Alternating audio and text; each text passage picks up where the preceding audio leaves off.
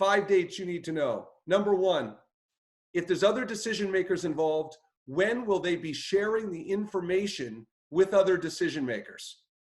2, the follow-up date that you have with them to review questions and concerns after you've sent them the proposal or whatever you're sending them. And that date, that second date, should be made before the interaction ends. Get out your calendar and say, hey, I have my calendar open. Shall we schedule next Thursday to follow up after you've had a time to look?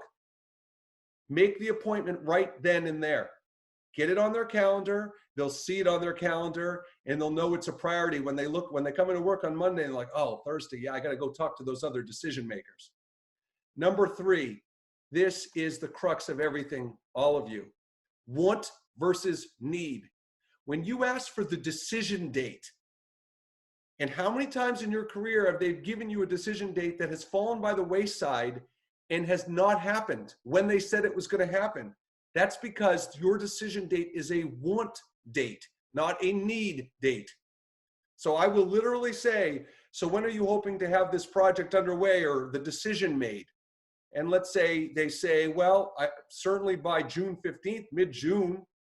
And I say, okay, excellent. And if it didn't happen by June 15th, like when do you really need to have it happen?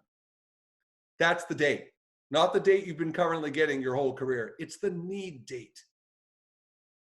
Want date, need date. And then the 5th date is the kickoff date. And what the kickoff date is about, and this is a very important nuance of this part of the conversation, is at this point I will share, so let's say they have June 15th as their date.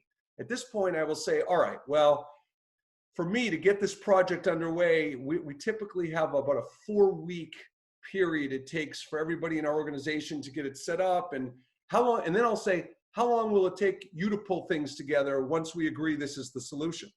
So now let's say they say, yeah, probably about the same 4 weeks. Well, if it's May 13th and they told you they need to get it implemented by June 15th, you got a problem, because that means they'd have to have the decision tomorrow, and they're probably not going to have the decision tomorrow. So here's the point.